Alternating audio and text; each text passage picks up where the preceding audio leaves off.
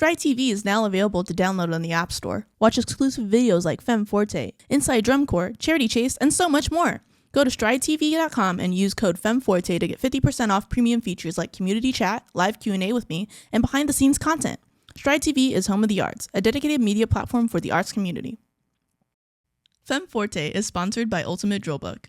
UDB app modernizes marching band. Spend less time, have more fun, and achieve at a higher level. Just upload your drill from Pyware into the UDB app, and everyone in your band gets animations with your show music, precise pathways, synced music, notes, props, and so much more. It's just easier. Head to ultimatedrillbook.com and use code FemmeForte when you order to get 20% off UDB App Pro. Make space for other voices, not, only being in an echo chamber of the people who's always, been in charge or always done drum corps or always had a voice. So music and dance and the arts is something that everyone has experienced as a part of culture. And, there's no reason to be so insular, I guess, So, it's the right thing to do, but it's also like, we really truly want to be creative and be, thought leaders in this space. It has to be big bucks. Welcome to Femme Forte, a podcast where we celebrate women in music and performing arts. I'm your host, Amanda DeFries. Hey everyone, and welcome back to another episode. For those of you who are an oldie but a goodie, thank you so much for your support. It's so great to have you. Here's your weekly reminder that one of the easiest things you can do to support the show is by sharing and subscribing. And if you're listening to this on Spotify, you can go and drop some comments and questions in the interactive feature at the bottom of the episode. You can also leave us voicemails either with your thoughts on the show or some question you'd like us to answer on an upcoming episode. Go to femmefortepodcast.com and click the mic button in the corner.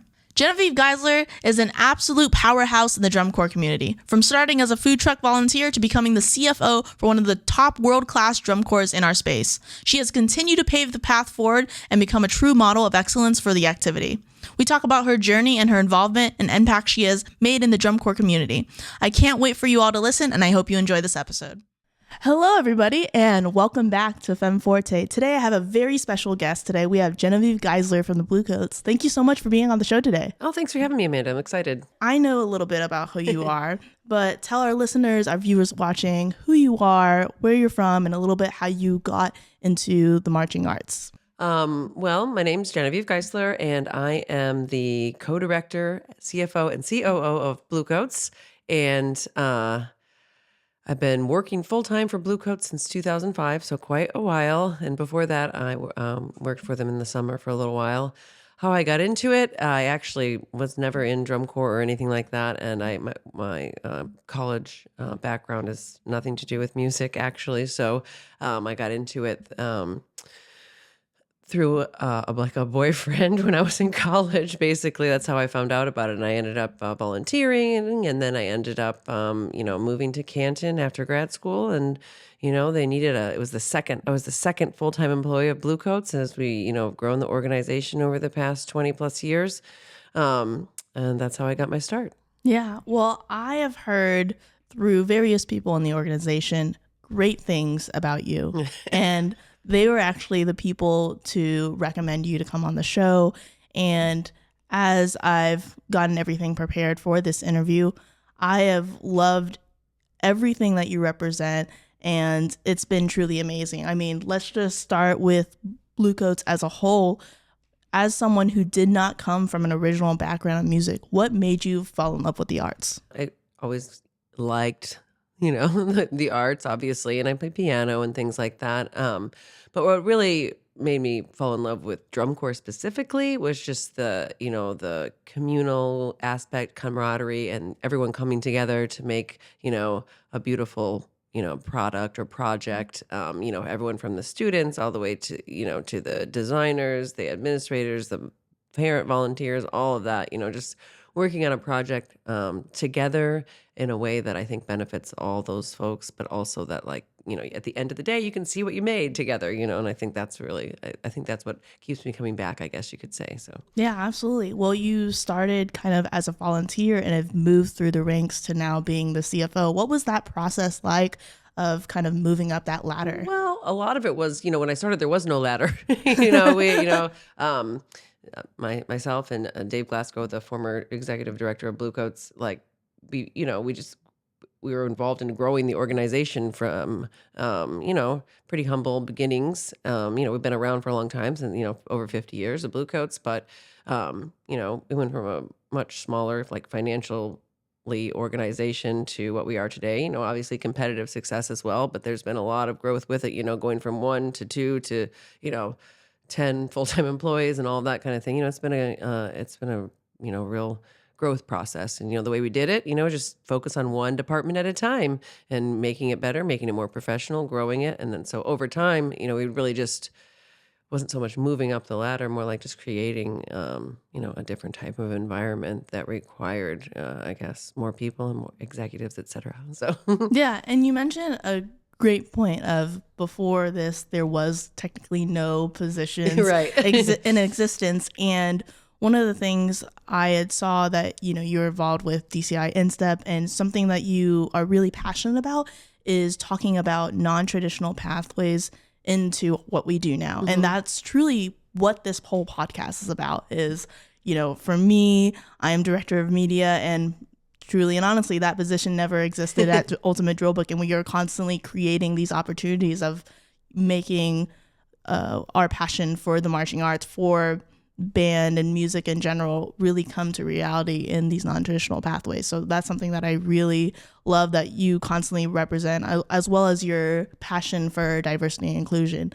I believe it was 2 years ago you were on this project with Bluecoats called The Blue Way, where you talk about, with Mike Scott, about creating how Bluecoats went from a drum corps that turned into a nonprofit to now a nonprofit that also runs a drum corps. So tell me a little bit about that transitionary process, because as someone who has loved the Bluecoats from as long as I can remember of being involved in marching band, what Bluecoats represents in terms of diversity and inclusion and all these great initiatives that they're doing, as well as just being a really well-organized organization from an admin standpoint, has been super awesome. And I know that you play a huge part in that. Well, thank you. We do our best. I mean, we're not perfect, but we do our best, and we do try to be mindful of all the things that you're talking about and everything that we do. I think one thing that's really important, for organizations at every level, when diversity, equity, inclusion, like not making it just some. Okay, it's this little department over here, and we're gonna like check the boxes and do all those things. It has to be a part of your intentional decision-making processes all the time, so that it just becomes a part of your culture rather than some type of box to check. And I think that's what we, again, never perfect, always more work to do, but I think that's what we strive to do at Bluecoats.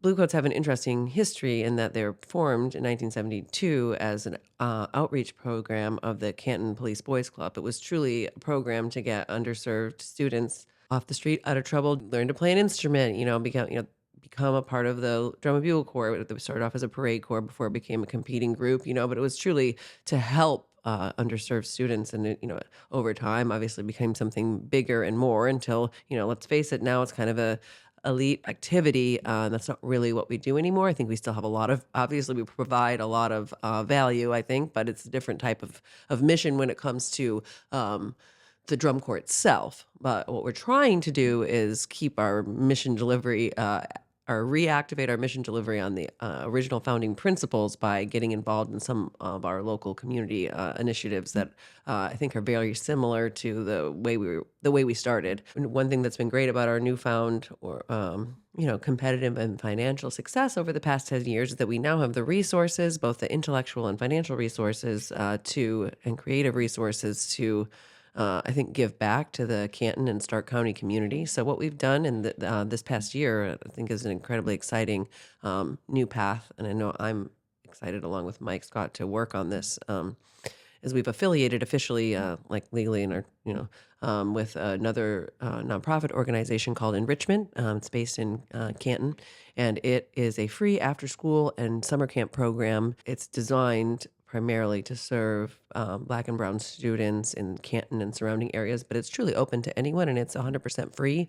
It was founded by an incredible woman named Betty Smith, but it's still a small organization, and along with some of our board members who are really passionate about this as well. We've affiliated with them, and now we're going to be helping them build or remodel a brand new facility in downtown Canton as part of our cultural collective in Stark County called Arts in Stark. So groundbreaking has begun. They're going to have this great new facility, and we hope to grow the program and serve even more students. With these programs, they have a lot of things that are similar to us: drumline, color guard, dance.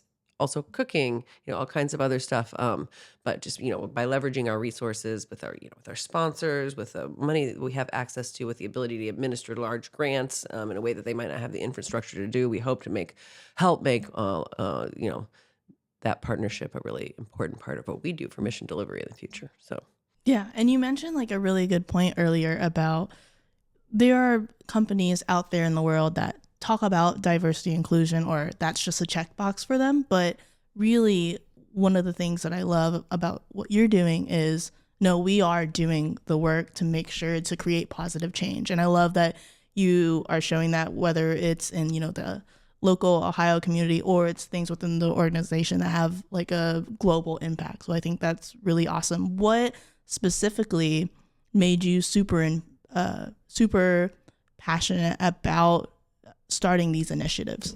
I don't know what specifically it was. It's just kind of always been important to me. And I think on the DCI side with Instep and all that, kind of it started as an initiative for women and getting more women involved, because I certainly saw as I first started, when I first started with Bluecoats, I wasn't really like someone who was going to the DCI meetings and being in that room and being a part of it. But over time, that became a part of my job. And then especially in 2019 or after the 2018 season, when I became one of the directors of the group as well, the summer group, in addition to my other responsibilities, start to see that there's really weren't that many women involved at the highest levels in decision making. And over time, that was like part of during like the Me Too type thing. But like over time, obviously, we start the people working on this project started to see that, obviously that's also the case for basically anyone who's not a white dude. So, just expanding that diversity initiative in that way, and to try to bring other, not just bring, but, make space for other voices, not, only being in an echo chamber of the people who's always, been in charge or always done drum corps or always had a voice. So music and dance and the arts is something that everyone is experienced as a part of culture. And, there's no reason to be so insular, I guess, So, I mean, it's the right thing to do, but it's also like, if we really truly want to be creative and be, thought leaders in this space, it has to be a big box. So No, I absolutely agree with that. There are two quotes that I talk a lot about on this podcast, and one is with privilege comes responsibility, and two is when you reach the level of comfort and the level of where you have achieved what you have at a certain point, instead of building a higher fence, you build a longer table. Because a lot of times, especially what you mentioned with women specifically and women in leadership, is a lot of times we aren't welcome at the table, and there may not seem like there is a lot of room at the table. So being able to provide those opportunities for women, and a lot of it comes from early inspiration. If they can see someone who is a role model and wants to be in their shoes, then they know with that representation that it's achievable for them. And it's really important to show that at a very young age. totally, I think that makes a big difference to people. And I think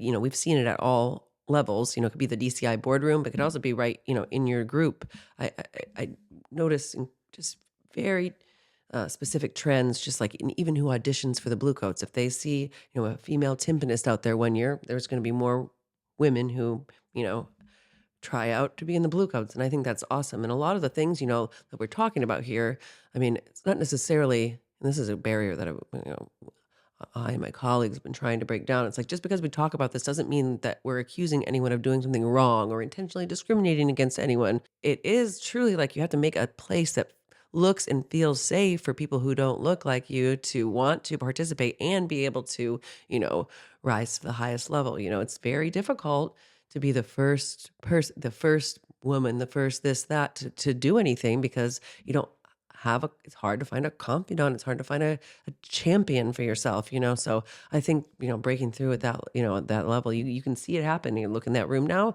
Is it perfect? No, but there sure are a lot of new, different people that are there, and I think we all benefit from that, So Absolutely.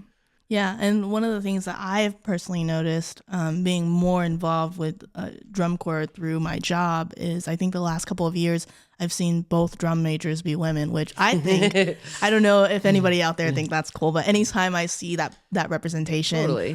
whether it's, women leadership through drum majors or as a percussionist myself, when I see very awesome women in the percussion section, like I think that's just a really cool thing, and I'm like, yeah, like you go.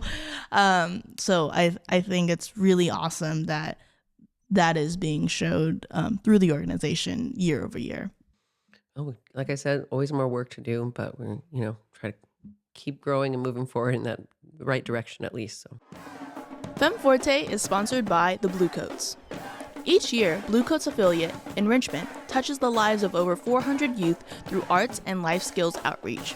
Enrichment's programming provides youth from diverse backgrounds with an outlet to express themselves and grow through dance, theater, music, art, leadership, and life skills classes. Learn more about the new Enrichment Arts Education Center and how you can support it at enrichmentcampaign.org. As someone who has been involved in the marching arts for about 20 years, has there been any obstacle or struggles that you have faced throughout your career, especially moving up the ladder through our organization that you have experienced? It definitely, it was an old boys club. I don't think it's so much that now today. But and I don't know if always it had to do with being female or just, also the Bluecoats or whatever, it's like breaking in. A lot of the groups in DCI are run by the same person or people for a long time. I mean, that's changing again over time now, but, and let's say 15, 20 years ago, it's hard to get your voice heard. It's hard to, break into that and let people, be even given a chance to have your ideas, heard out. So that I experienced just even in talking about these initiatives and diversity and that kind of thing, it's like,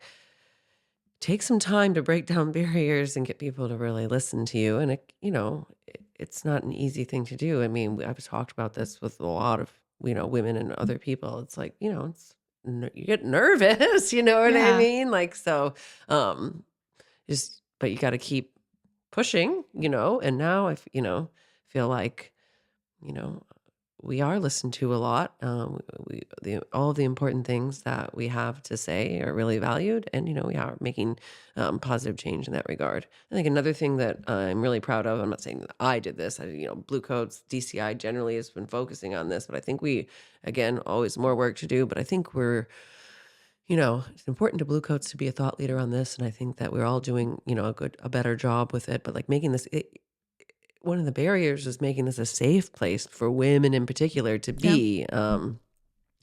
You don't. Why aren't there more women participating? I mean, maybe it's some of these things we've been talking about. Part of it is like, this is not fun. It's not fun, and it's not a good work environment if it's not treated seriously. And if you, don't know how to report sexual harassment or if, bad things that happen to you. I mean, I think all of the work that we've done on just being able to, what is and isn't okay, making real rules about that and making, working on reporting and that kind of thing, you're never going to stop all the bad things. This is what I tell the students too. Like, you're never going to stop. We can't stop all the bad things from happening. I can't guarantee we can do the best we can to set up the safest possible space for all of you in every regard.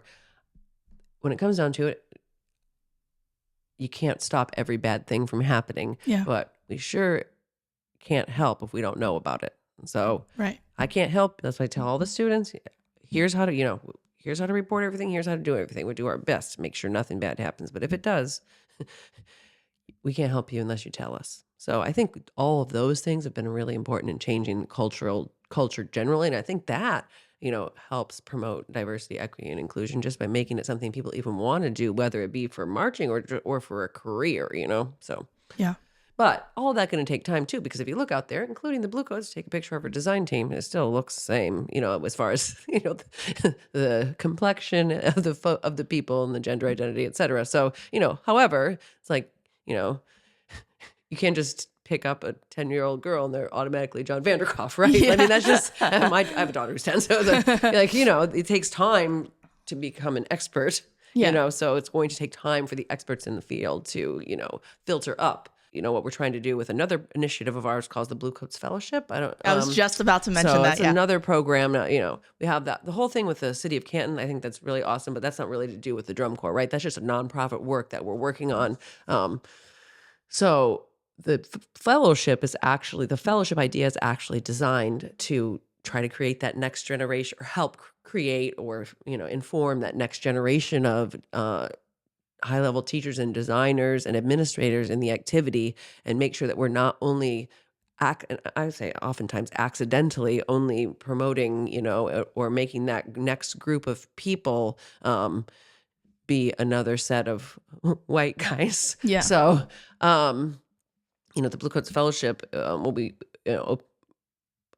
we take applications. We usually have maybe 70, 80 people applying. We take about 6 per year, but they're the folks that are accepted into the program get paired with one of our design team. They come into our spring training. They work directly. They observe. They get to speak and work directly with both Mike and I, and I, and the design team as a whole, as well as their individual designer. And the idea, or the hope, is that, then they take that experience, obviously learning from those people, but I think most of all, making connections with some of the most powerful people in the activity, so they can say, like, oh, let me give my friend Dean Westman a call, and maybe, maybe I can get this job. Maybe I can be recommended. Maybe I can move up. This is like a credential, just making those connections. So, I hope that can be something that we spread to other drum corps, and within DCI, that is something that we're talking about, hopefully getting some funding for it, to make, it doesn't have to be exactly like the Blue Coat one, but just presenting it as an example of a way to help diversify administratively,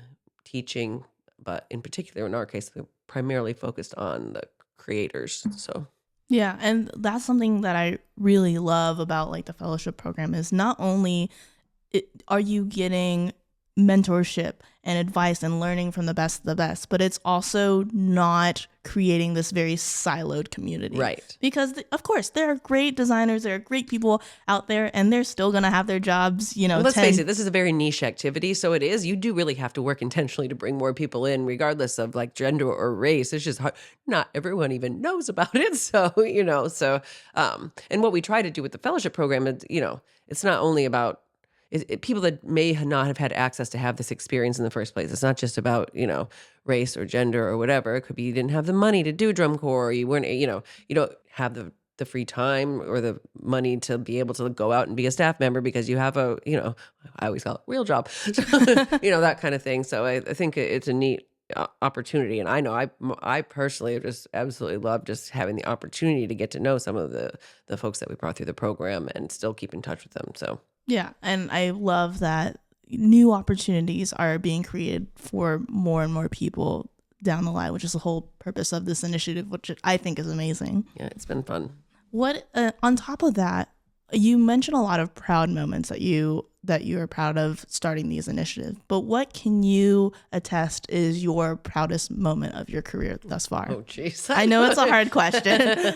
I mean, honestly, just, I don't know if it's a moment, and I don't want it to make it all about competition, but just all of the work that we, put in to Bluecoats over this time. It's a passion project, and now CFO, whatever, it's like a real job that, you can have a good middle class lifestyle on. When we started, it wasn't, but it was, kids in their 20s, and everybody worked on it all.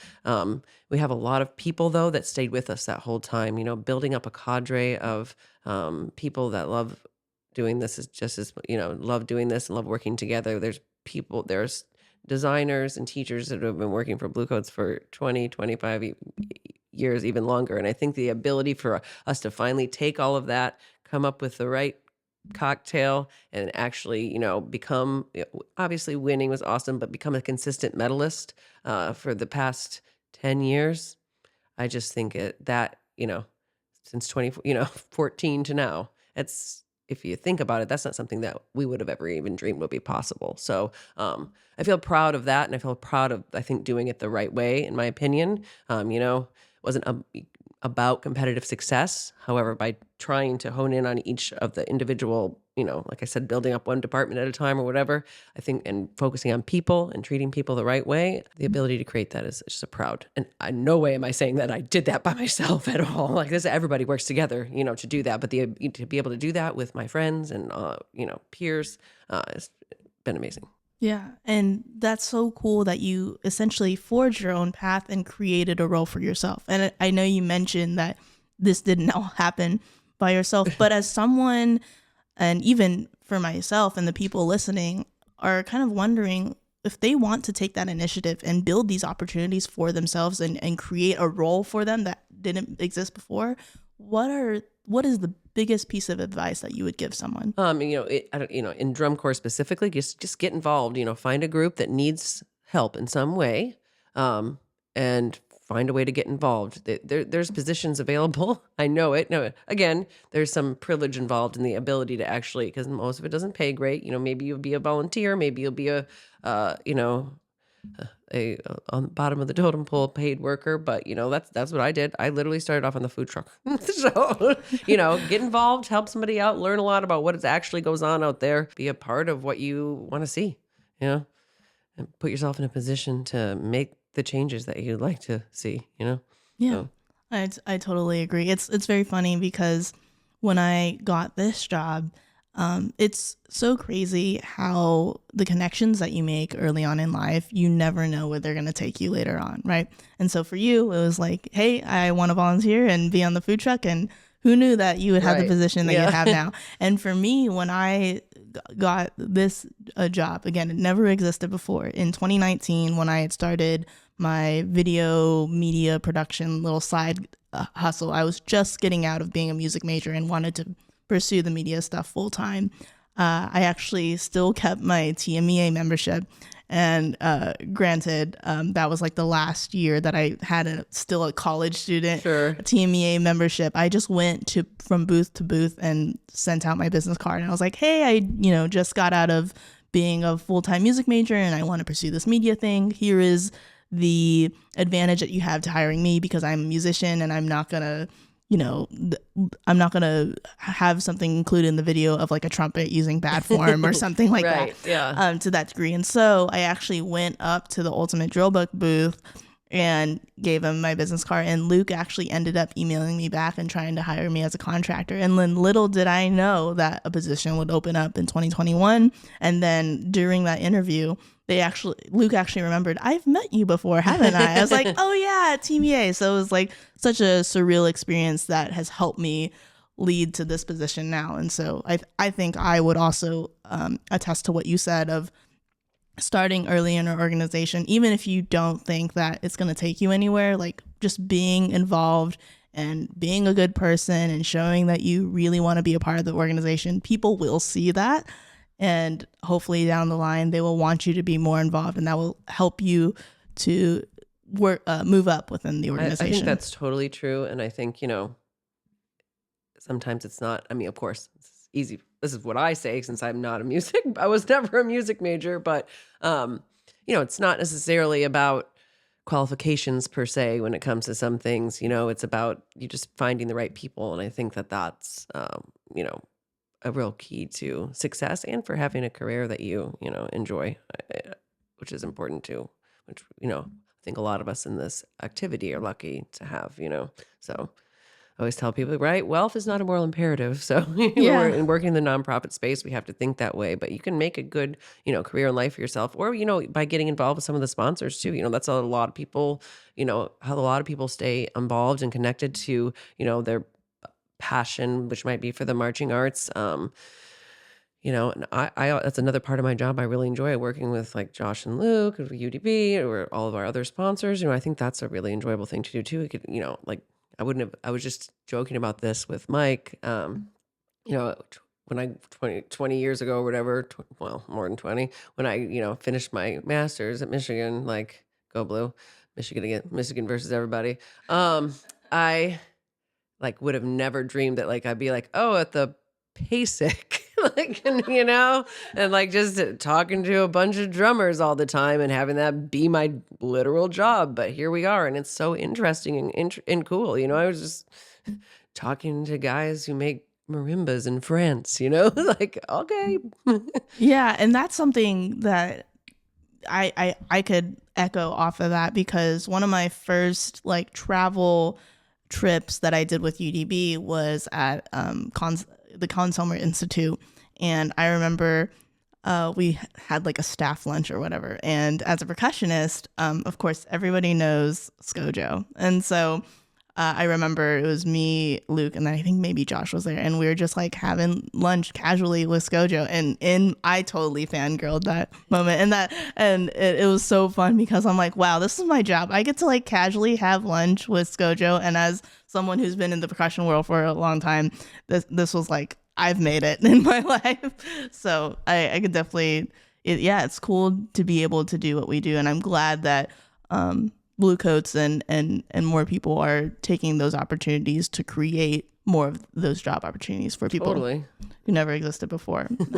So we talked a little bit about your proudest moments, but what about what you do now is the most fulfilling thing for you? I mean, I think that this new project with enrichment in Canton is going to be very fulfilling, just because it feels like you're actually doing something. Not that drum corps is not important, but it feels a bit more important. But I would say generally, sort of along the same lines of what I talked about as proudest moment, the most fulfilling thing is working together with people that I truly like and think are some of the smartest people in the world, and working really hard at something, and working with the students, every year to just create that product that goes out there. And, whether it gets second place or whatever, just being able to see the fruits of your labor and work with all of the students and teachers each year is just, I don't think there are a lot of jobs that allow you to have that tangible, like expression of everything that you work hard for. So I think that, every year, that's what I feel the most, good about. Yeah. Well, we're just about to wrap up here, and I have a couple of last questions for you. Sure. And it's a perfect segue, because as someone who loves to see their hard work being put into fruition, what is something, whether it's with Bluecoats or whether it's just in your everyday life, what is something that you want to be remembered for? Of leaving this lasting impression on the world, as you will. Jeez. I don't know. I'm just being a hard worker, somebody that can be counted on, and being a good mom. I don't know, I guess. So I haven't really talked about my kids, but I'm like, my oldest daughter, I have two kids, there's 13 and 10. And my oldest daughter is in 8th grade. She's in band. And it's just good. I think that's a really exciting part of my life that's coming up now. She's moving into marching band, but she gets to also be a part of, hanging out with the Bluecoats, all of the time. So hopefully, I think that's going to be really exciting. So I don't know what else I want to be remembered for, but.